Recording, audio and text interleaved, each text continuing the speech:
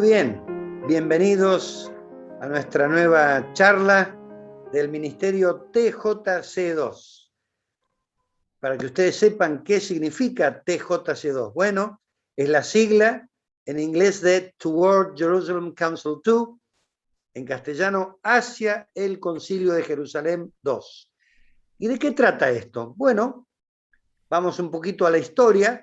Allí vemos que hubo un primer concilio registrado en el capítulo 15 de Hechos, donde la iglesia cristiana, que era mayoría judía, estaba debatiendo qué pasaba con el evangelio, si el evangelio se llevaba a los gentiles, si tenían que ser judíos los gentiles. Bueno, hubo un debate y gracias a Dios se decidió que el evangelio fuera a los gentiles sin que los gentiles se hicieran judíos. Y así fue como se expandió el cristianismo enormemente en el Imperio Romano, tomando una gran impulso y gran fuerza.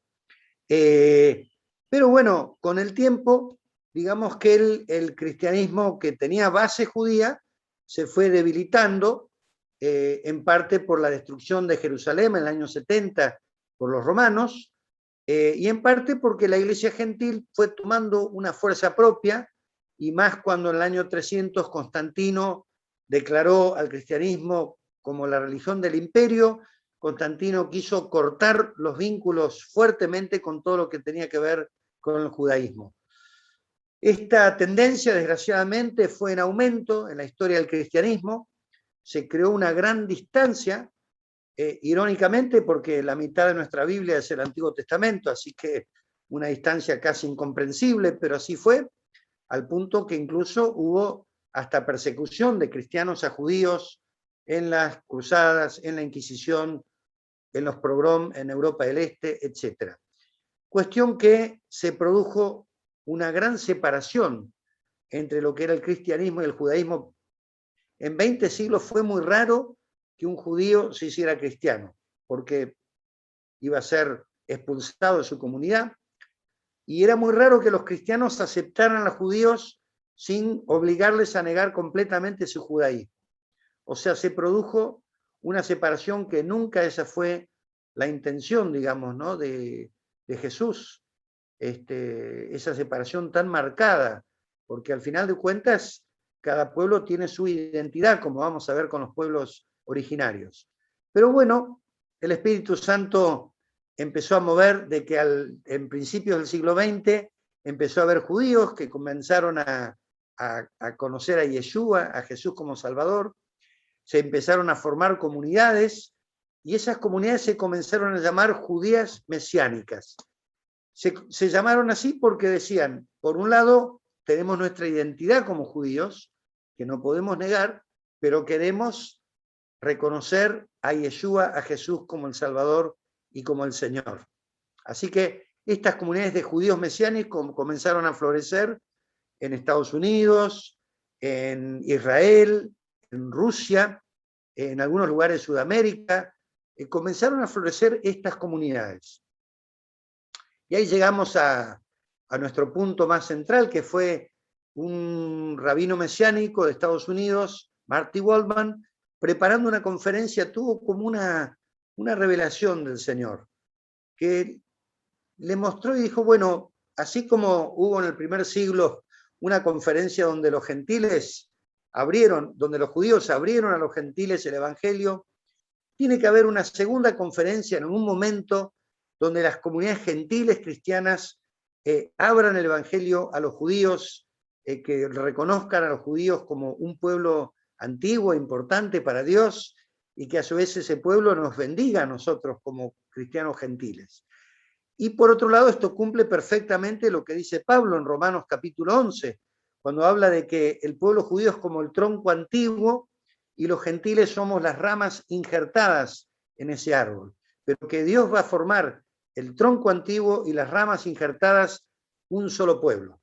Y estamos viendo ese cumplimiento en estos tiempos, estamos viendo cómo está surgiendo ese judaísmo mesiánico, pero junto con el pueblo gentil. Y por otro lado, que cada uno tiene su identidad.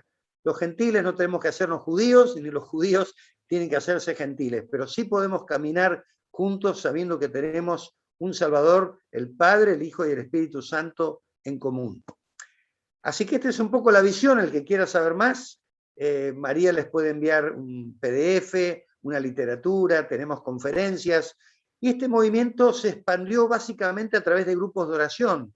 O sea que hay grupos de oración en Sudamérica, en Europa, en Norteamérica, en Rusia, en Israel. Se forman grupos de oración para que oremos, para recibir esta visión, para entender esta visión que tiene que ver con estos tiempos que estamos viviendo ahora.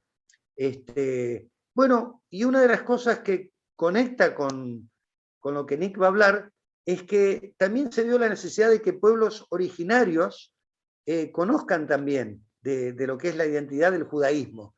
Y aparte estos pueblos originarios comprenden muy bien lo que es tener una identidad y ser pueblo, ¿no? Allí, por ejemplo, el rabino Marty Waldman, él tuvo un encuentro con los navajos allí en Estados Unidos. Y fue muy lindo para los navajos decir, bueno, hay un pueblo antiguo, el pueblo judío, que también tiene su identidad y que aceptó a Jesús. Y ellos como pueblo también reconocen esa dinámica y también creemos que es muy lindo que los pueblos originarios vean la riqueza de ese pueblo judío, que ellos tienen su Biblia, ¿no?, en el Antiguo Testamento y pueden ver esas historias, pero ver que ese pueblo judío existe hoy, que existe un pueblo judío que reconoce a Jesús. Así que todo esto nos entusiasmó para saber más de los pueblos originarios y por eso tenemos nuestra relación de muchos años con el obispo Nick Drieson, quien ha sido misionero entre los pueblos originarios del norte, quien fue traductor de la Biblia al chorote y quien actualmente es el obispo en el norte argentino.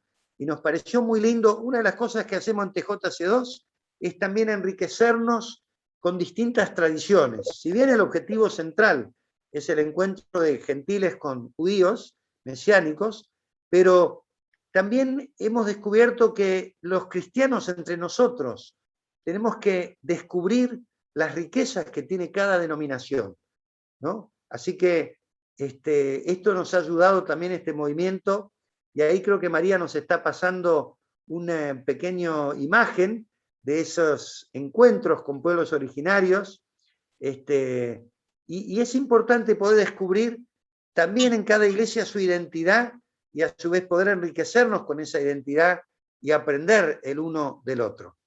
Así que acá, bueno, allí tenemos TJC2 hacia el Segundo Concilio de Jerusalén. Ahí tenemos el escudo del movimiento, que tenemos la antigua ciudad de Jerusalén y el árbol del olivo, que es una representación del pueblo judío. Así que ahí tenemos esa imagen. Y ahí nos dice, una visión para restaurar y sanar la ruptura entre creyentes judíos y creyentes gentiles en Yeshua. Ahí tenemos el primer concilio.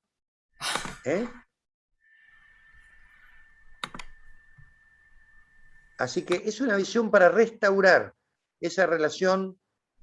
Ahí tenemos en Hechos capítulo 15, el primer concilio, el 21, la visión judío-mesiánica. En Romanos nos habla del llamado irrevocable de Israel, que no se ha borrado. La aceptación de Israel será vida entre los muertos, nos dice Pablo en ese capítulo 11, que será muy importante la conversión de los judíos al Mesías. Habrá una reconciliación, y en Efesios capítulo 2 nos habla de un hombre nuevo, donde habrá judíos y gentiles conformando el nuevo hombre espiritual. ¿No es así? Aquí tenemos reuniones que se hacen, acá hay líderes intercesores en Jerusalén, una vez al año se reúnen equipos de intercesión en Jerusalén, también hay un comité internacional que se reúne, donde hay ese comité internacional, hay 7 judíos mesiánicos y 7 gentiles de distintas denominaciones. Ahí tenemos la foto, y podemos realmente ver que hay una hermosa unidad entre los judíos mesiánicos y los líderes gentiles de muy distintas iglesias. Hay desde iglesia ortodoxa hasta pentecostales, todos unidos en Cristo, cada uno con su diferencia, pero mirando a Cristo. Y ahora tenemos acá la nación navajo en los Estados Unidos, que fue esta visita que hizo Marty Waldman a los navajos, y allí nos está mostrando en el mapa la zona donde este pueblo originario de Estados Unidos habita. Ellos están allí en esa zona de los Estados Unidos, y allí fue la zona donde Marty Waldman, el fundador de esta visión, fue a encontrarse con ellos, a compartirle también, hablarle del judaísmo mesiánico. Y ahí tenemos algunas fotos de los navajos, un pueblo originario. Allí tenemos, estos son navajos creyentes que creen en Jesús, son personas cristianas que creen en Cristo, y allí tenemos las distintas personas que tuvieron participación en este encuentro: Marty Waldman, Daniel Juster, que es un judío mesiánico, el reverendo Brian Cox, anglicano, y tenemos allí al hermano Myron Lisser, líder de la nación navajo. Entonces fue un encuentro muy importante donde pudieron intercambiar las distintas experiencias y visiones. Allí tenemos a Marty Waldman con el líder de los navajos en una foto, compartiendo los navajos su identidad, y compartiendo Marty Waldman la identidad de los judíos mesiánicos, cada uno en su identidad, pero compartiendo, enriqueciéndonos mutuamente, como dijo Jesús.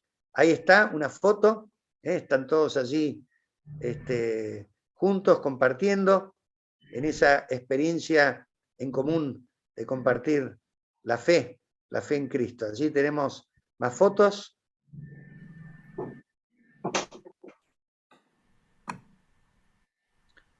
Humildad, arrepentimiento, perdón y reconciliación.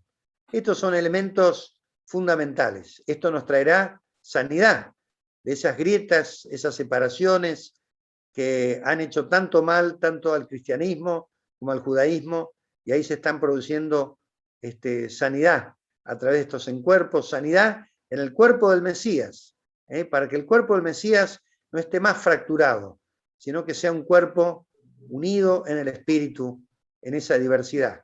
Acá tenemos un encuentro en la iglesia de Villa Devoto, un momento de encuentro, de alabanza, de adoración, de danza en este caso. Y hablamos de preparar la segunda venida del Señor. Dice que la segunda venida del Señor, los judíos dirán: bendito el que viene en el nombre del Señor. Cuando Jesucristo descienda allí en Jerusalén, también va a haber un pueblo esperando la venida del Mesías. Y creemos que el movimiento TJC2 es parte de este movimiento de espera de la venida de Cristo a Jerusalén, que es lo que dice en la palabra de Dios. Ahí tenemos la puerta oriental, que está cerrada, pero que el Señor entrará y pasará por esa puerta y será la venida de su reino. Allí dice en Zacarías, ¿no? Sus pies tocarán el monte de los olivos. Muy bien, así que esto es un poquito un raconto del movimiento TJC2, pero bueno, hoy queremos escuchar la obra hermosa que Dios ha hecho con los pueblos originarios en el norte argentino. ¿Y quién mejor que el obispo Nick Drieson para compartir con nosotros esta experiencia? Así que ahora, Nick, te escuchamos atentamente y queremos, después de la charla de Nick, habrá espacio para preguntas. Adelante, Nick. Muy bien, muchísimas gracias, Agustín, y por la presentación, y también María. Y un saludo a todos. Conozco a 2 o 3 de ustedes, y es muy lindo estar en este foro, en este contexto, sobre todo pensando en la historia de las misiones cristianas entre los pueblos originarios de Argentina, pero mucho de lo que puedo decir tiene relevancia en otros contextos en América Latina y de hecho a través del mundo. Y probablemente ahora más que nunca se busca la voz de los pueblos originarios. Dicen que son los pueblos más afectados siempre por tragedias como la crisis climática, y no tanto se busca ayudarlos como víctimas, sino escuchar su voz como gente como sobrevivientes y como gente sabia.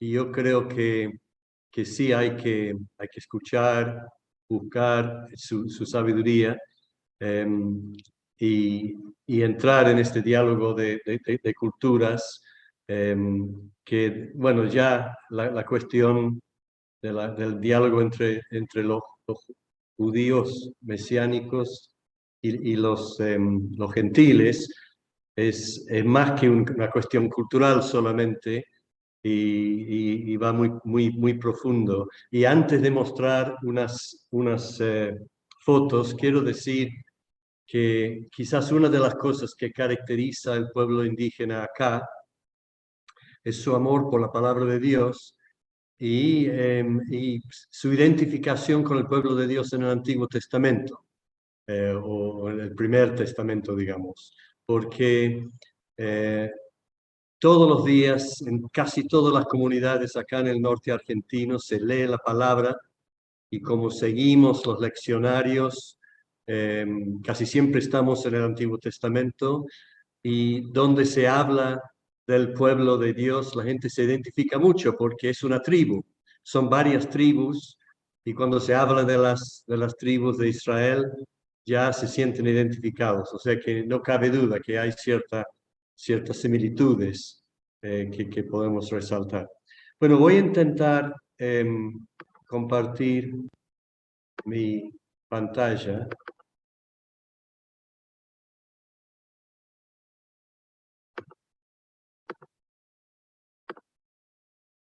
Y ahí estamos. En primer lugar, permíteme presentarme. Como dijo Agustín, llevo muchos años de misionero en Argentina. Soy británico, nací en Inglaterra, pero mi eh, tiempo acá en América Latina llevo más de 50 años acá, desde los 20 años, 18 años mejor dicho.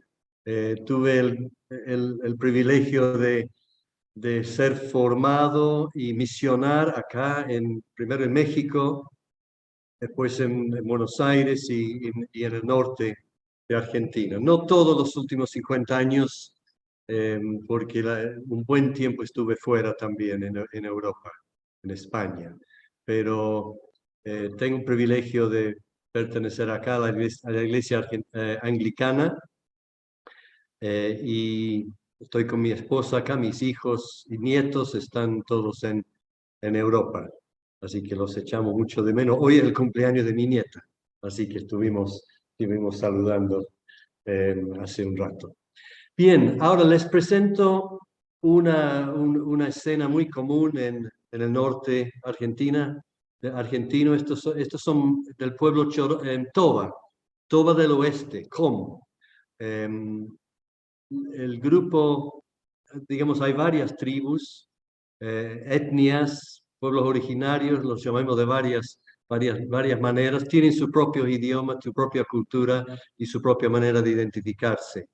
Pero a donde vayas en el norte, encontrarás un pueblo fuerte, un pueblo digno, un pueblo sí con muchas necesidades y muchas discriminaciones, muchas veces que han sufrido por el aislamiento, pero hoy por hoy con más derechos, más emancipación y más presencia que nunca en la sociedad argentina. Al igual que Paraguay, Bolivia, se conoce que el pueblo indígena es muy fuerte. Pero a dónde vas a encontrar iglesias fuertes. Si bien en una época solamente estuvo la iglesia anglicana, hoy por hoy casi todas las comunidades tienen hasta 5 o 6 iglesias, distintas denominaciones. Digamos, los pueblos originarios en América Latina han llegado a ser el blanco más digamos, favorecido de todos los movimientos misioneros. Todas las iglesias quieren plantar iglesias entre los pueblos originarios. Eso complica mucho el testimonio de la iglesia del Señor. Pero gracias a Dios hay mucho movimiento. Y esto es el contexto donde trabajamos nosotros, el Gran Chaco, una inmensidad de bosque tropical semiárido, donde la gente indígena, la gente originaria, ha sido un pueblo seminómade, cazadores, recolectores durante milenios, con su, como digo, movimiento de muchas veces de pequeños grupos, moviéndose con las estaciones, siguiendo los animales, recolectando las frutas, pescando y conociendo como su mundo especial, su universidad, este contexto del bosque chaqueño. Y a donde vas hoy por hoy encontrarás iglesias. Como digo, esta es una iglesia anglicana. Notam Sequet quiere decir lugar de paz. Y aquí se está inaugurando después de un tornado que levantó el techo y destrozó la iglesia, lo volvieron a reconstruir. Y aquí ves a algunos de los ancianos y yo estoy a la derecha como digamos, obispo. Tengo el honor de ser obispo acá, no porque sé más que la gente, sino porque hubo bastante división hace unos años por varios motivos y la gente misma buscó alguien que haga reconciliación, alguien que no fuera de ninguna tribu, pero de todos. Y así hemos logrado, gracias a Dios, una unidad nueva. Y ahí se manifiesta mucho en los movimientos de las mujeres, por ejemplo, los jóvenes y los niños también. Y aquí yo como obispo voy muchas veces a hacer confirmaciones y en esta ocasión hubo 170 jóvenes que querían hacerse miembros de la iglesia. Hay mucho movimiento, también muchas divisiones a veces, pero esta es la realidad que van a encontrar si vienen y hacen un viaje como ha hecho Agustín y María y Patricia, algunos de los presentes en el norte. Pero no siempre fue así. Hace menos de 100 años, esto es lo que encontrarían en el Chaco. Gente viviendo en situación muy precaria, viviendo de la caza y la pesca, con una cultura muy fuerte, pero sin conocer la luz del Evangelio, muchas guerras, mucha brujería, mucha oscuridad y adicciones que hoy por hoy se ven mucho menos gracias a la paz que trae Cristo. Pero esto es digamos, una imagen que se podría multiplicar en muchas partes del norte en el siglo pasado.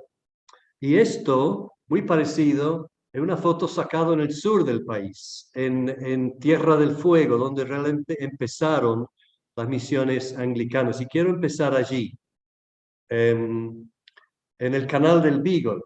Ahí ven, están seguramente muy familiarizados con el mapa argentino, con Malvinas, con Tierra del Fuego y las islas del sur Atlántico. Y era aquí donde realmente empezó el movimiento de misiones entre los pueblos originarios de Argentina. Y en estas aguas donde circulaban los canoeros, los yamanes, los onas, los alcalufes, había como 5 tribus que vivían o en las montañas o en el agua o en las costas. Y Ushuaia fue el lugar elegido por el primer obispo anglicano, Wade Sterling, primer misionero en establecer una misión en tierra argentina. Pero no empezó con él, empezó con el señor que está a la derecha, arriba, no sé si está tapado por las fotos, pero se ve allí Allen Gardiner, un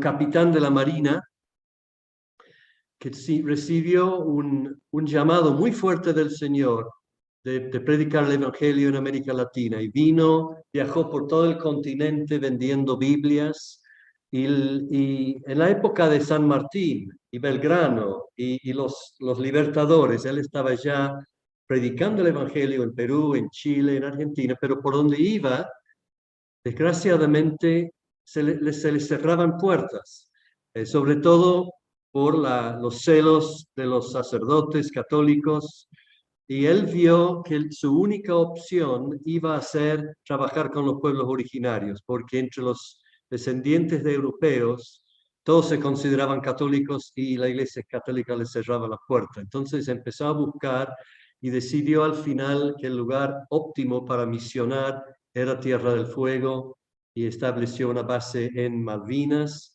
y vino y tristemente falleció en las costas de Tierra del Fuego.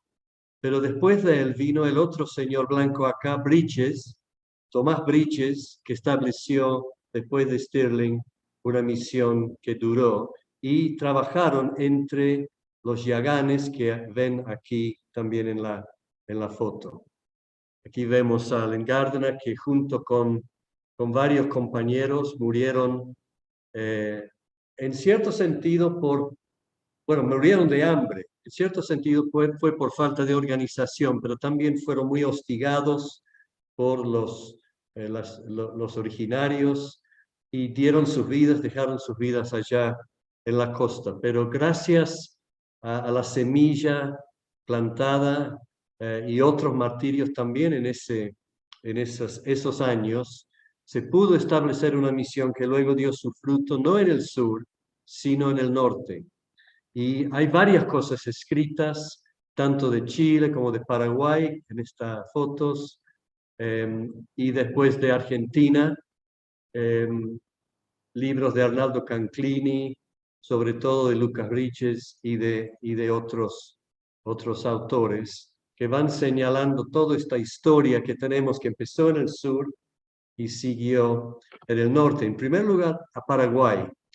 Y en esta foto les muestro dos pioneros en distintas épocas de nuestra historia. Barbro Grab, ahí con su piel de tigre, digamos, allá en la misión en Paraguay, fue el yerno de uno de los misioneros en Ushuaia y sintió llamado, fue enviado por el obispo en Buenos Aires a misionar en Paraguay. Y en el Chaco paraguayo empezaron a conocer, a hacerse amigos, aprender el idioma y servir a las distintas etnias en el Chaco paraguayo. Y desde allá evangelizaron el norte argentino. Fueron a los ingenios azucareros, donde las grandes migraciones de originarios estarían todos los años en la cosecha. Y allí un lingüista, Ricardo Hunt, un médico suizo, Bernal, y un pastor, Barbro Grab, fueron iniciando una relación que dio muchísimo fruto hasta hoy y fue organizado años después por el obispo Guillermo Flagg, otro británico. Grab era escocés y Guillermo Flagg inglés, y él fue después obispo en Paraguay y después en el Perú, un hombre que supo organizar lo que se había empezado entre los indígenas del Chaco. Entonces los misioneros anglicanos que mencioné llegaron a Argentina desde el Chaco paraguayo en vehículos como estos y encontraron un entorno como esto. Hace poco más de 110 años estuvieron empezando a aparecer hombres blancos. Hay que decir de paso que hubo intentos de parte de la Iglesia Católica de evangelizar los pueblos del Chaco, con muy poco éxito, en parte porque fueron muy aliados con el ejército y muy vinculados con algunos masacres que hubo en el siglo XIX, pero tampoco aprendieron el idioma y hubo varios inconvenientes y quedaron bastante limitados en su impacto. Pero parece que Dios preparó el camino para que tanto en Paraguay como en Argentina, como en el sur de Chile, llegaron en el momento oportuno, el momento kairos, y fueron aceptados y fueron creciendo en su relación con los indígenas. Y hay la estrategia, aprender el idioma, fundamental. Yo llevé muchos años aprendiendo chorote y wichí, y vez tras vez escuchas a la gente diciendo, pueden estar con nosotros si escuchan nuestras palabras y nos creen. Y han tenido la experiencia siempre los pueblos originarios a ser marginados, perseguidos y no creídos. Su versión de los hechos muchas veces no se cree porque no se aprende bien su idioma. Vivir con la cultura, hacerse amigos y desde luego mucha oración. Ha sido una batalla espiritual en su aceptación del Evangelio, pero lo que ha traído el Evangelio vez tras vez es paz. Pueblos enteros que han dejado de pelearse, han dejado de matarse, han dejado de dividirse, esto ha sido el fruto de unos pocos misioneros, no muchos, pero una vez que se iban convirtiendo a Cristo, los líderes de algunas comunidades, ya los mismos indígenas fueron evangelizando y empezando obras. Se ofrecía educación, alfabetización sobre todo, y vocaciones básicas. Se fue enfocando en oficios como carpintería, mejorar la situación de un pueblo seminómade que no daban mucha importancia a las casas, se fueron asentando e incluso intentando prácticas como agricultura y ganadería que no era de su cultura, con muy poco éxito debo decir, pero y siguen siendo sobre todo cazadores, pero sí el nivel de la infraestructura pudo cambiar. Y muy importante, el cuidado de la salud. En todos los lugares donde la misión fue abriendo centros, se ofreció cuidado médico y capacitación en enfermería, ayuda con los partos, etcétera, etcétera. Y en algunos casos la misión sirvió como patrón, aunque tampoco fue eso un gran éxito.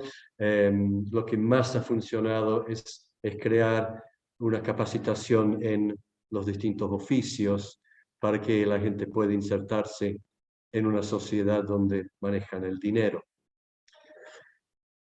Y detrás de todo esto, lo que hay que ver es que hubo una obra espiritual, una obra donde se iba bautizando, se iba preparando líderes, se iban confirmando y consagrando evangelistas, pastores, incluso obispos.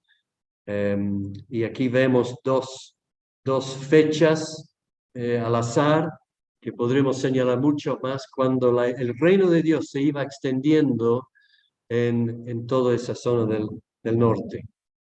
Aquí, así que recordando que hace 100 años, hace 110 años ahora, llegan hermanos de otros lados trayendo buenas noticias y pasan tres cosas. Se protege a los pueblos originados de la extinción. Literalmente, en Argentina y Paraguay, en los años 1910 a 30 o 40, hubo campañas como la famosa campaña del desierto en el sur de Argentina, donde se iban, digamos, ejerciendo un genocidio. Y si no fuera por los misioneros ingleses, muchos pueblos no habrían sobrevivido. Y muchas veces los mismos originarios dicen a los antropólogos: ustedes pueden criticar a los misioneros, pero si no fuera por ellos, ustedes no tendrían a nadie para estudiar. O sea que hay un reconocimiento de una sobrevivencia física, también de un camino nuevo a través de la palabra de Dios, que al abrir la Biblia, tenerlo traducido en sus idiomas, los indígenas han encontrado un camino espiritual que les ha dado libertad frente a la enfermedad y la muerte, frente al temor de los espíritus malos, frente a las divisiones y la guerra, y un camino de dignidad en una sociedad que los desprecia, pero que cada vez más tiene que reconocer su dignidad. Y también la emancipación, facilitándole justicia y derechos humanos. La Iglesia Anglicana ha trabajado mucho en esto del idioma, del tema de los idiomas, la educación bilingüe, los derechos humanos, los derechos a la tierra, la documentación, todo eso ha dado un lugar en la sociedad donde no siempre hubo. Así, resumiendo, para dar un poco de más de la historia, desde estas islas cerca del Cabo de Hornos, en el Canal del Beagle, en Chile y Argentina, hace 170 años muere Allen Gardiner, luego se funda Ushuaia, luego se mandan misioneros al Paraguay en el 86, al norte argentino en 1911, se abre la primera misión en 1914 y hace 99 años los primeros bautizados. Y luego se van extendiendo las misiones a los Tobas. En 1966 se ordenan los primeros pastores, en el 72 el primer obispo Huichí, y hasta el presente sigue ese proceso con un desarrollo social, con traducciones bíblicas y con formación de líderes. Así que brevemente les muestro algunas fotos más de esto y luego con mucho gusto puedo responder algunas preguntas. Un mapa de dónde estamos hoy. Ustedes verán las fronteras con Bolivia y Paraguay, las provincias de Salta y Formosa. Y en rojo verán todas las comunidades de nuestra iglesia solamente, 170 misiones e iglesias, comunidades de fe, entre muchas más, entre católicas, pentecostales y todo lo que hay entre medio. Y eso solamente en 3 etnias. En el resto del Chaco hay otras etnias y otras misiones, pero no estoy hablando actualmente de esos grupos. La iglesia madre de nuestra diócesis, Misión Chaqueña, Misión La Paz, una de las misiones más en el norte, frente a Paraguay, Potrillo, provincia de Formosa, y ahí se ve la extensión del Chaco, como los pueblecitos con sus escuelas y sus iglesias están rodeadas de un mar de árboles que tristemente está siendo deforestado. Y todo enmarcado por los ríos Pilcomayo y Bermejo y toda la cultura de la pesca y vivir al lado de ríos que se inundan y toda esa precariedad que hemos vivido los que estamos en esa zona. Pero fundamental, como digo de nuevo, la traducción de la Biblia a sus idiomas. Los Tobas actualmente están con un equipo de traducción, están casi terminando el Antiguo Testamento. Han estado inmersos en los libros de los profetas, de la sabiduría, de las historias, y los Huichí también tienen el Antiguo Testamento, los Nivacle, los Chorotes tienen el Nuevo. Ahí están algunas de las traducciones de nuestra zona, de Perú, de Bolivia, Paraguay, Chile y sobre todo Argentina. Y ahí verán algunos de los traductores con su trabajo, el entusiasmo de las mujeres, el entusiasmo de los hombres de tener la palabra en su idioma. Y termino con un llamado a la atención. En las recientes conferencias sobre la emergencia climática se señaló que los pueblos originarios son los que más han cuidado siempre de la creación y los cristianos entre los pueblos originarios también. Y en nuestra zona se está desmontando, deforestando con una velocidad que da miedo. Y usando cadenas como estas se está derribando el hogar de los pueblos originarios y quemando los árboles, las extensiones de bosque donde vive nuestra gente. Y quizás una de las tareas más importantes es luchar contra esto para cuidar de la creación de Dios y el lugar donde viven nuestros hermanos. Así que les menciono eso casi como punto final, que escuchemos la voz de los pueblos originarios como hermanos en Cristo y también como guardianes de mucha sabiduría y muchos de los lugares más amenazados hoy en día por la deforestación y el cambio climático.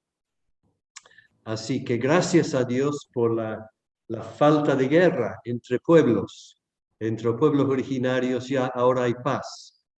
Gracias a Dios por los líderes Nuestra iglesia, como digo, son 170 congregaciones, 2 obispos indígenas, y no están necesitando recibir evangelización, están necesitando ser escuchados y acompañados en sus propias luchas y también en compartir el evangelio con sus vecinos. Así, con eso voy terminando. Les dejo con esta imagen de un culto muy sencillo de Santa Cena, del partir el pan, compartir la copa, como lo hizo Jesús en su última cena en la Pascua en Jerusalén. Así que gracias, hermanos, por su atención, y ahora puedo con mucho gusto contestar si tienen preguntas.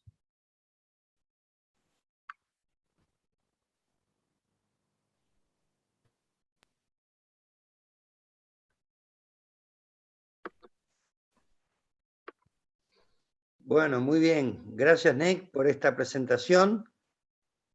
Muy interesante y muy desafiante, ¿no? Todo lo que... Yo me acuerdo cuando fui a visitar las casitas donde vivían los misioneros, ¿no? Esas casas de chapa, viviendo ahí 20, 30 años.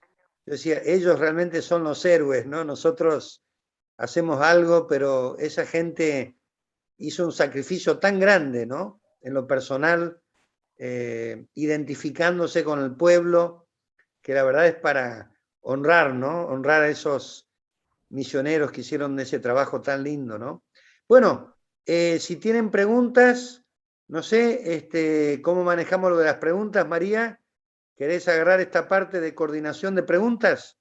Bueno, no sin antes agradecer también al obispo Nick por el resumen desde Allen Gardiner hasta hoy, la obra anglicana, y quizás ya tenemos alguna pregunta en el chat. Estamos muy bien de tiempo acá. Hay una pregunta del pastor Álvaro Michelín Solomón. Dice, muchas gracias, obispo, por este gran testimonio e historia. ¿Cómo son los cultos de esas comunidades? Bueno, primero decir que creo que de aquí a dos o 3 semanas mi colega Cristóbal Wallis, el antropólogo, va a dar algo sobre la espiritualidad de los pueblos originarios. Por eso no he dicho mucho de cómo se vive la fe. Y también decir que realmente casi no hay misioneros en el norte ya. Digamos, está establecida la iglesia, y todo lo que he contado viene, digamos, de hace unas décadas. Pero en cuanto a los cultos, en su principio, los misioneros que vinieron eran todos ingleses anglicanos que venían con un culto muy litúrgico, traducían sus himnos, y podrías sentirse como en una aldea inglesa, escuchando el libro de oración común de 1662 traducido a los idiomas indígenas. Y en algunas comunidades se sigue así. Se sigue en la liturgia, se siguen los himnos, pero cada vez menos. Yo diría hoy por hoy se asemeja mucho más a las iglesias más evangélicas, más pentecostales. Hay mucho más música con guitarras, música, coritos, esa clase de cosas, mucho menos liturgia, y eso en parte por la influencia de otros grupos que evangelizan mucho y van y hacen campañas, y la gente se acostumbra a otras formas. Siempre hay mucho compartir, se encanta escuchar a las visitas, siempre se pide testimonios, predicaciones, siempre es en idioma, a veces en castellano también, pero siempre donde se puede la gente quiere predicar y leer la palabra en su idioma. Y últimamente se está difundiendo un fenómeno que es la danza, que no es la danza como vimos hebrea, digamos, como vimos en la foto de Devoto. Es más una danza más autóctona, yo diría precristiana, pero con coritos y con predicaciones. Es un poco sincretística desde mi punto de vista, pero se ve muy ampliamente ahora con influencias de Bolivia y también de los tobas de Chaco, de Resistencia. Así que eso es más o menos cómo están los cultos. Muy bien, gracias. Gracias, obispo Nick. Acá hay otra pregunta, dice, buenas tardes. Víctor, que es de la provincia de San Juan. Buenas tardes. En la actualidad, algo escrito de la historia contada por los pueblos originarios, ¿hay material? Sí, no hay mucho. Hay las fotos que yo mostré, hay varios libros escritos no por ellos, escritos sobre, no solamente sobre las misiones, sino sobre muchos de los movimientos y los líderes que ha habido. Pero recién se están escribiendo muchos materiales, sobre todo en Wichí, sobre las experiencias, las historias. Hace poco murió de COVID un autor de argentino, Wichí, se llama Laureano Segovia. Incluso se hizo un documental sobre su vida y él ha escrito un montón de historias acerca de las costumbres, las historias, los eventos y el estilo de vida. Así que sí hay, no son muy fáciles de conseguir, pero sí existen cosas escritas por los mismos pueblos. Muy bien. Mientras algunos también están pensando en preguntas o dar algún comentario, estamos bien con el tiempo. Yo también tenía una pregunta. ¿Cómo apareció en ustedes como matrimonio con la hermana Catherine? ¿Cómo apareció la vocación por esta parte de Argentina? Si tiene que ver con el legado de Allen Gardiner, porque ustedes tienen una profesión cada uno, que es, en el caso tuyo, obispo Nick, lingüista y traductor, y en el caso de Catherine es terapeuta ocupacional, si no me equivoco. ¿Cómo surgió cómo Dios los llamó a este lugar, ¿no? Bueno, sí, yo vine antes que ella, digamos, vine como estudiante a Buenos Aires y estando en La Plata, donde estudiaba, viajé al norte y en realidad era en Bolivia cuando el Señor me llamó, porque los traductores de la Biblia Wycliffe, que tenían un centro en la selva del Beni, habían recibido una petición del obispo David Lick de Salta de enviar traductores, porque los chorotes habían visto los grandes efectos de la Biblia en los Wichí y querían su traducción. Y los traductores Wycliffe enviaron especialistas, asesores, recomendaron que busquen un lingüista que encajarían con la misión anglicana, porque los que estaban en Bolivia eran todos norteamericanos, bautistas, y la misión anglicana, mayormente ingleses y anglicanos. Y yo como estudiante me encontré con esta gente en Bolivia y me dijeron, ustedes inglés, sí, ustedes anglicanos, sí. Bueno, ¿por qué no vaya a ver si Dios le esté llamando a trabajar con su propia gente? Y así fue, el Señor confirmó con una visita que efectivamente eso fue mi llamado. Y fui, me preparé como lingüista y volví ya soltero y estuve 6 o 7 años trabajando solo. Y después la guerra de Malvinas me interrumpió y volví a Inglaterra, me encontré con Catherine, que es ahora mi esposa, y nos casamos. Y luego no pudimos regresar a la Argentina porque ella no podía conseguir visa en esa época. Después de las Malvinas se cortó toda la relación diplomática y fuimos a trabajar en España. Pero eventualmente, finalmente, ya con hijos, vinimos. Claro, el llamado había sido mío, pero ella sintió que también, digamos, donde yo iba, ella iba, y el Señor ha confirmado también su llamado a trabajar en rehabilitación, trabajo pastoral y últimamente trabajando mucho con las mujeres y las familias en el movimiento. Así que ha sido un proceso, pero gracias a Dios que ha sido, Él nos ha ido guiando. Qué hermoso testimonio, Obispo Nick, porque desde la profesión, trabajar de pastor y obispo y lingüista, realmente un desafío. Así que gracias por compartir. Acá hay más preguntas del pastor Álvaro Michelín. Quizás el pastor Álvaro quieras abrir tu micrófono y hacer la pregunta directamente.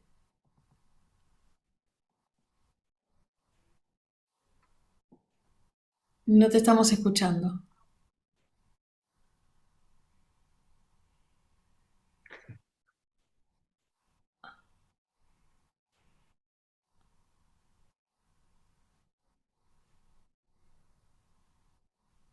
Quizás si desconecta el headset directamente.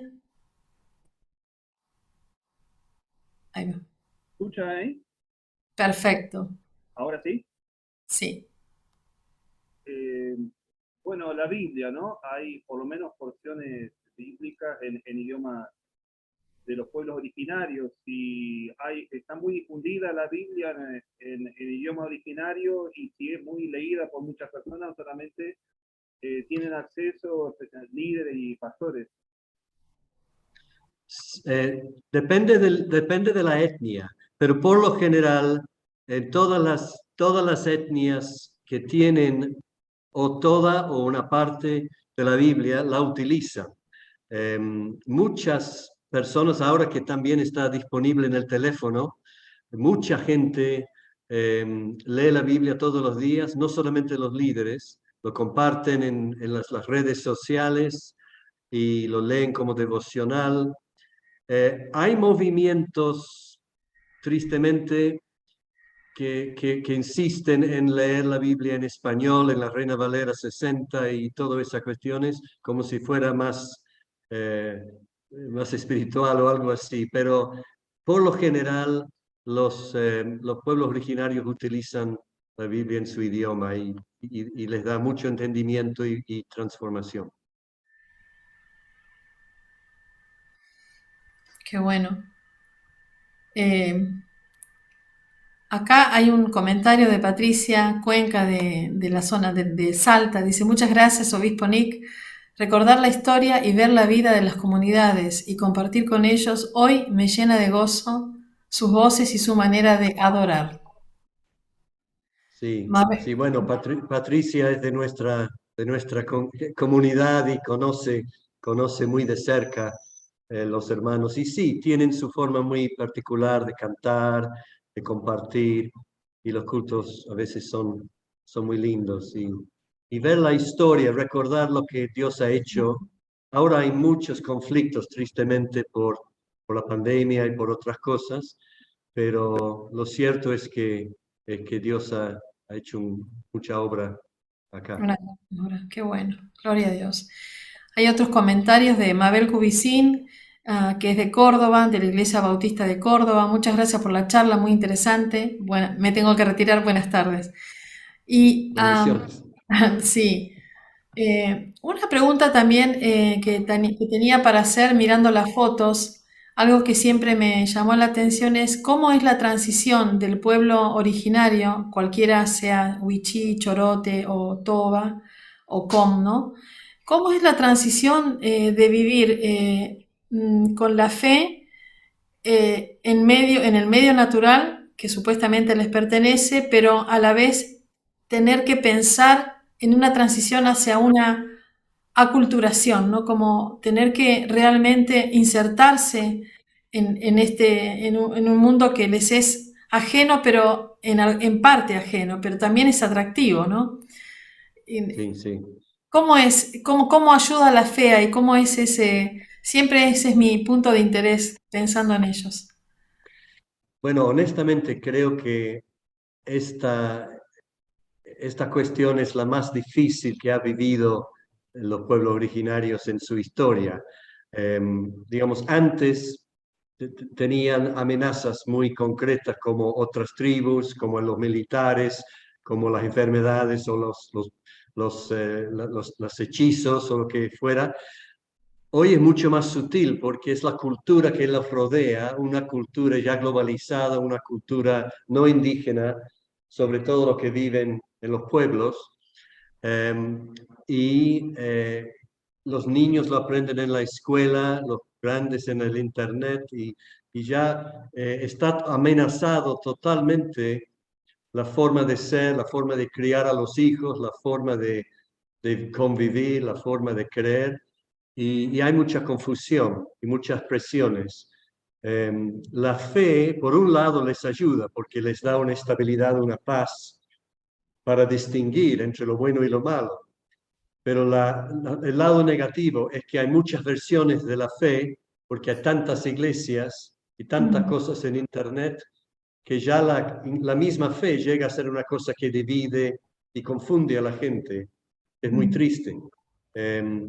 Pero es, digamos, como digo, es el desafío más grande y la que tenemos que estar enfrentando continuamente en la enseñanza, en la capacitación y reconocer que ya se van muriendo todos los ancianos. Los líderes cada vez más son los jóvenes que tienen ya su secundaria y tienen un universo diferente, ya están en dos mundos. Los ancianos estaban muy seguros de su pasado, los jóvenes ya no, pero tienen otras fuerzas y otras habilidades. Y la educación es una arma de doble fila, porque antes los jóvenes y los niños aprendían de los padres a pescar, a crear artesanía, a rebuscar frutos, a vivir en el monte. Pero ahora, desde hace 2 generaciones, tienen que ir a la escuela y no aprenden esas cosas. Aprenden cosas como historia argentina, matemática, geografía, que no les sirve mucho para sobrevivir en el monte y mantener su cultura. Entonces, hay una dilución de todo eso, pero al mismo tiempo sí aprenden cosas útiles para conseguir trabajo y para manejar ciertas áreas de la vida, pero siguen estando discriminados y no consiguen muchos trabajos. O sea que hay cuestiones muy difíciles de vivir en el mundo de hoy y la fe tiene que servir, pero tristemente muchas veces crea más conflictos. Así que necesitan oración. Sí, es un motivo de oración. Interesante es que a la vez tienen raíces que hacen a su identidad y a la vez tienen un futuro por el cual luchar por las nuevas generaciones para no desaparecer en el intento, ¿no? Es un buen Sí. motivo de oración. Muy Y interesante. creo que el idioma es una de las claves. Yo he visto culturas en otra parte del mundo donde se muere la cultura porque se muere el idioma. Aquí no se Mm, muere el idioma, está muy muy vivo y se están creando cada vez más opciones y eso me da esperanza. qué bueno eso, sí, sí. Acá hay una pregunta de Maribel, que es de Perú. Maribel es profesora de historia, es del grupo de TJC2 de Now Generation. Y dice, muchas gracias por la charla, Obispo Nick. En cuanto a la educación, las iglesias tienen sus escuelas y desde ahí se tiene la libertad de brindar principios bíblicos o hay limitaciones en cuanto a la fe en la escuela. Bueno, gracias por la pregunta. Sí, que yo sepa, no hay escuelas de las iglesias, o sea que lo que se puede hacer desde el hogar y desde de la iglesia es inculcar principios bíblicos, pero en general en las escuelas son seculares, aunque hay muchos profesores y maestros creyentes y hay un respeto para las minorías en ese sentido, pero no hay escuelas como en el Perú. Yo sé que hay muchos más, pero acá es todo el Estado. Hmm. Y siguiendo con esa pregunta, ¿el Estado en algún nivel presta algún tipo de, o tiene alguna estrategia, o tiene o ha manifestado algún interés por cuidar o ayudar a cuidar al pueblo wichí o al pueblo de que se trate su cultura? Eh, bueno, hay departamentos de gobierno, tanto nacional como provincial, dedicado los pueblos originarios. Y hacen mayormente un buen trabajo. Pero sigue habiendo bastantes faltas digamos, en hacer llegar la justicia, hacer llegar los derechos de las minorías. Es complicado, pero creo que el gobierno ha tenido que responder. Hubo un juicio hace poco donde el pueblo wichí llevó el gobierno nacional argentino a la Corte de Derechos Humanos derechos americanos, ¿no? Y ganó. Digamos, el gobierno argentino ahora está en deuda, tiene que asegurar ciertos derechos que no estaban asegurando, y sigue esa lucha, pero yo creo que se está fortaleciendo la autoestima de los pueblos originarios en muchos casos por esta cuestión. Qué bueno, qué buena noticia. Especialmente en los juicios cuando no hay intérpretes, peritos intérpretes.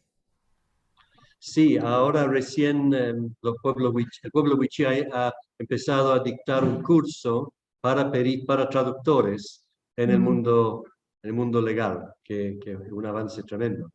Qué bueno, es una excelente noticia. Qué bueno. Quizás quiera alguno de los pastores o personas que quieran abrir el micrófono, hacer un comentario. Tenemos al pastor David. Aquí agradecer.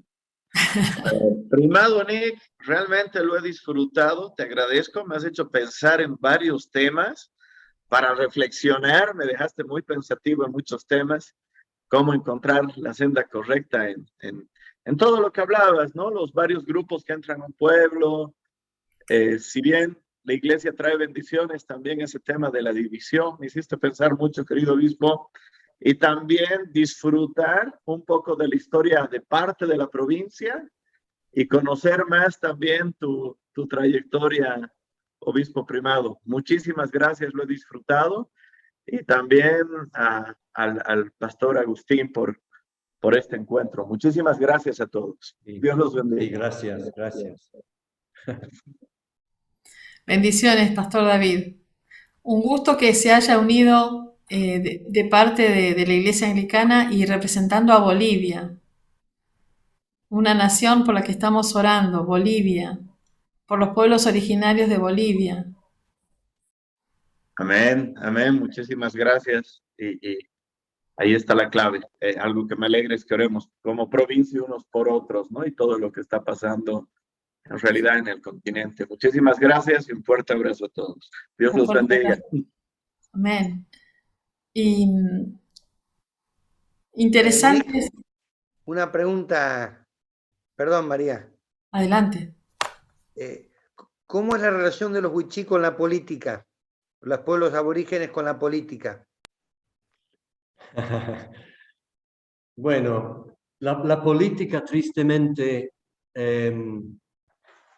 divide pueblos y familias, iglesias, porque muchas veces se manejan fondos y se manejan poder y intereses, y tristemente hemos descubierto que en sus mejores momentos la política ayuda con los derechos humanos, ayuda a mejorar cosas, pero como está muy orientado hacia ganar votos, se hace promesas que no se pueden cumplir, se miente, en fin. Y los wichí son muy leales. Entonces, cuando una persona se alinea con un partido o un candidato, ya es muy difícil que para su familia si está en otro lado, digamos. Y tristemente, por ejemplo, los pastores wichí básicamente tienen que renunciar a su pastorado si entra en política, porque la gente lo ve muy mal. Entonces, es complicado y conflictivo.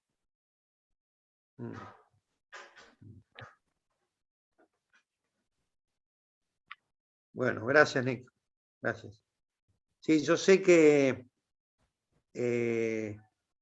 por lo que como contaba Cristóbal Wallis, que la política trajo muchas divisiones y tensiones, ¿no? O sea que no fue muy positivo que digamos, ¿no? El desembarco de los partidos políticos entre los aborígenes, ¿no? Claro. Hemos tenido una experiencia reciente en la municipalidad más cercana a donde vive Cristóbal, en la zona de Santa Victoria Este. Hace un par de años entró un intendente wichí en la municipalidad y con varios, tanto Tobas como Chorote y wichí, entraron a trabajar en la municipalidad, que ha sido una buena experiencia, aunque a los criollos no les gustó mucho y ha creado ese problema.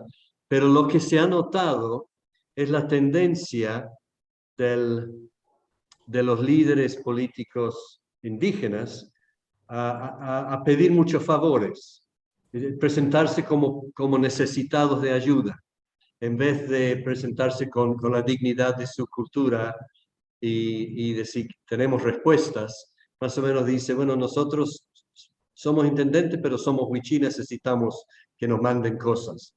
Y eso ha debilitado un poco la posibilidad de entrar en hacerlo el uso máximo de los cargos que tienen, pero se aprende sobre la marcha. Yo creo que hay buenos momentos, buenos ejemplos de eso también.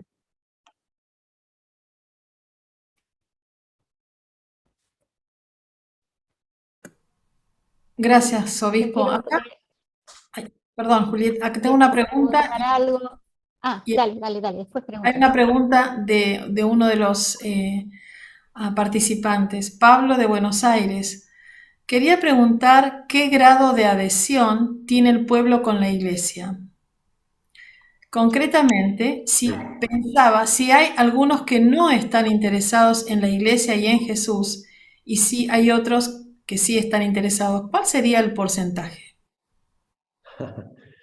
Gracias, una muy buena pregunta. Quizás di la impresión de que todos son creyentes y no, obviamente no es así. Hay muchos que serían, al igual que nuestra cultura, nominales, digamos, irían cuando les conviene, quizás tienen los hijos bautizados o lo que sea, pero no tienen una relación con el Señor o no tienen un compromiso. Y hay, yo diría, quizás más de la mitad, o más o menos la mitad en cada comunidad, no se definiría como cristiano. Digamos, quizás da la impresión cuando se ve estos cultos grandes y todo, de que todos están, sobre todo cuando hay muchos cultos de distintas iglesias, pero luego vas conociendo un poco más la gente y ves que hay mucha gente que todavía van al brujo y no van, quizás van a la iglesia para que alguien ore por su enfermedad, pero también van al chamán. Y todo eso está medio escondido, da la impresión de que todos son creyentes, pero por ahí se quieren proteger de los dos lados. Luego hay una cantidad de gente bastante grande que está muy metida en la droga, el narcotráfico, la venta de alcohol, la trata de personas. Esa parte no se ve mucho, pero está ahí. Son muy vulnerables y como están en frontera también, lo que sí ves muchas veces son niños y jóvenes drogados o borrachos, incluso en las comunidades en el monte. En el pueblo quizás son criollos, pero en el monte se sabe que son indígenas y hay una gran cantidad de familias de creyentes que lamentan que sus hijos ya no van a la iglesia y están en la droga. O sea que yo diría mitad más o menos. Todavía hay mucha gente que no siguen a Cristo o ya no siguen a Cristo. Julieta.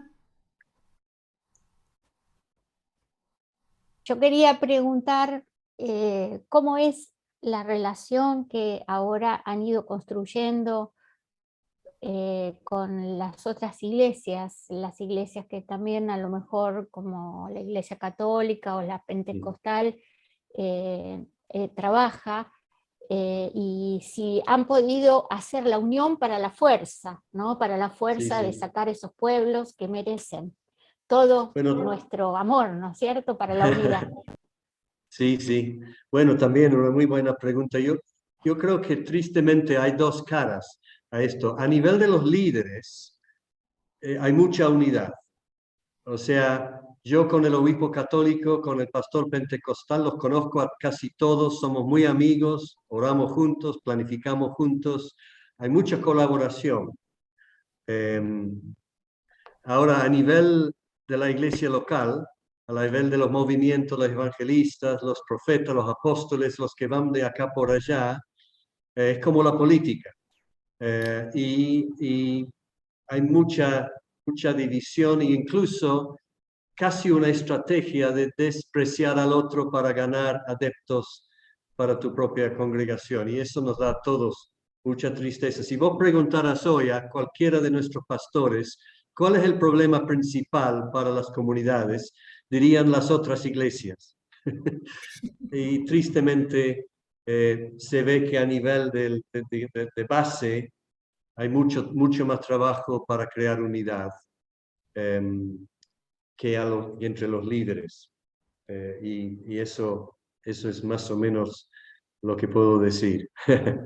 Pero hay muchas, digamos, a nivel de la Ok, colaboración hay muchas cosas buenas, pero tristemente a nivel de la calle no tanto. o sea que eso será un motivo de oración también que podemos Sí, tener todos para poder lograr eso, porque solo el bien puede serlo. Bueno, gracias, gracias obispo. no, por favor. Qué buen tiempo estamos pasando con esta charla de pueblos originarios, ¿no, Pastor Agustín? Sí, muy bueno. La verdad que estas charlas nos enriquecen mucho y nos gusta mucho. Y bueno, parte de nuestro ministerio es dar a conocer. Hay muchos que quizás no sabían nada de las misiones anglicanas y bueno, nosotros si bien estamos con el tema de los judíos, pero no dejamos de ver qué importante es las riquezas en cada denominación, ¿no? En cada iglesia. Y eso creo que por eso tener estos encuentros nos enriquece muchísimo, ¿no? Realmente. ¿Y vos, Nick, has tenido alguna experiencia con judaísmo mesiánico? ¿Sabés algo de eso? ¿Te cruzaste alguna vez con alguno de ellos? Sí, bueno, hace como 30 años fui a Jerusalén con mi Ajá, familia y ahí estuvimos ah, tanto con judíos mesiánicos como cristianos palestinos. ajá. Eh, cuando era pastor en Tartagal, provincia de Salta, Uh-huh. nuestros mejores amigos, uno de ellos era judío mesiánico y emigraron a Israel, están en Israel ahora. Ah, Eh, mira vos. Ajá, eh, qué bien. Aparte de eso, no mucho, pero siempre, digamos, Ajá, me ha gustado ajá, la visión del ajá. cumplimiento de los propósitos de Dios en los judíos. Qué bueno. Bueno, ahí María te puede enviar algún material que tenemos para que vos lo veas y lo leas. Y bueno, y si el día de mañana hubiera pastores wichís o tobas interesados en esto, avísanos porque también podemos dar información a ellos. Fue muy interesante lo que vos dijiste, que para ellos es fácil identificar esto de tribu, pueblo, ¿no? O sea, Sí, sí, eso parece que ellos se conectan más fácilmente con los conceptos del Antiguo Testamento, ¿no? exactamente, sí. Eso es muy interesante. Bueno, podemos el día de mañana ir a hacer alguna información o enseñanza sobre esto para que los pastores wichí y toba puedan también aprender y saber más, hasta llevar algún judío mesiánico también para allá para enseñarles, ¿no? Sí, muy Justamente bien. el rabino Lewin está en Jujuy ahora Ah, mirá. y el rabino es judío mesiánico que también está en la visión, está en Jujuy Ujú. enseñando. Ah, mirá. Qué bárbaro. qué bueno. Sí, sí, sí. Y bueno, es interesante, ¿no? Bueno, no sé si hay más preguntas, si no lo vamos a liberar al obispo, que seguramente tendrá muchas cosas y nos ha dado, gracias a Dios, nos ha dado su tiempo, estas 2 horas que hemos estado, realmente, bueno, él tiene muchas ocupaciones, así que si no hay otras preguntas, vamos a ya liberarlo al obispo. No sé si hay alguien más que quiera preguntar, si no, vamos cerrando ya. En el chat no hay preguntas. Bueno. Solo podemos, bueno, hay acá un agradecimiento, gracias obispo primado y Nick, y a todos, Jesucristo les bendiga. Muy Bueno, bien. el Bueno. pastor David de Bolivia. Por ahí podemos cerrar con una oración, podemos pedirle a Patricia Sí. Cuenca, Patricia que es de la misma zona, Ajá. Muy ¿no? bien. Sí. Que ella pueda orar con entendimiento por los pueblos y por esta unidad que estamos buscando, porque también los pueblos originarios, el pueblo de Israel es un pueblo originario, Claro, claro. ¿no? Así que bueno, Exactamente. Sí, sí, así que sí. Patricia, si podés estar orando y con eso vamos a ir cerrando Y, entonces. y Sí. perdón, María, antes que ore Patricia, Nick, ¿cuál sería un pedido específico para que nosotros oremos por ustedes, por los pueblos wichí o vos como obispo? ¿Hay algún tema en particular que te parece que querés que oremos? Yo creo que la necesidad más grande es capacitar a líderes más jóvenes, porque ya muchos Ajá, ancianos fallecieron este año claro. y ya hay cada vez menos líderes con mucha experiencia. Necesitamos Mm, apartar y preparar líderes jóvenes, bueno, sobre todo pensando que falta poco para que yo me jubilo y otros, claro. otros que han sido misioneros ya no están, o sea que es un momento de transición en el liderazgo. Amén. Amén. Bueno, Y antes, sí. pastor, antes de cerrar, ahora me acabo de acordar que el 18 de diciembre, ya que está el pastor Michelín Álvaro y está el pastor David Antesana, tenemos esa gran reunión de oración abierta para Latinoamérica, 18 de Ah, diciembre. sí. Por favor, recuerden ese día 18 que se instala el nuevo obispo en Buenos Aires, Brian Sí, Williams. Muy sí, sí, sí, bien, sí. El 18, oren por él. Sí. amén. Bien. Amén. Entonces tenemos Bueno, esa, buenísimo, tenemos esa reunión 18 de diciembre a todos los que están escuchando. Pronto enviaremos materiales. Una reunión de oración abierta a toda Latinoamérica para orar por la sanidad del cuerpo de Cristo. Como dijo Galeano, las venas abiertas de América Latina. Mm, muy bien. Amén. amén. Vamos a orar entonces. Sí. Señor amado, te damos tantas gracias, mi Dios, por todo lo que hemos escuchado ahora. Señor, por recordar la historia, Señor, cómo llegaron nuestros hermanos anglicanos aquí a la Argentina, cómo surgieron las misiones. Y Señor, hasta el día de hoy que tú sigues fiel frente a tus hijos, que tú sigues con tu amor, con tu misericordia, con tu gracia, con tu poder, respaldándolos, levantándolos, cuidando de ellos, Señor. Te alabamos, te bendecimos, Padre Santo, y pedimos, Señor, que tú estés viendo esta necesidad que nos comparte acá el obispo Nick, Señor, de la capacitación en los jóvenes, mayor capacitación, Señor, porque ellos serán los líderes, los futuros pastores del mañana. Rogamos, oh Dios, que todos puedan estar participando, que todos tengan esa oportunidad, Señor, de estudiar, de profundizar más en tu palabra, de estar más tiempo, Señor, con ella, de compartir con sus hermanos. Señor, que se haga como un movimiento de estudio, de profundización de tu palabra, Señor, para que puedan también interpretar lo que tú quieres de ellos, Señor, para que ellos puedan entender los propósitos que vos ya tienes preparado para cada uno de ellos, Señor.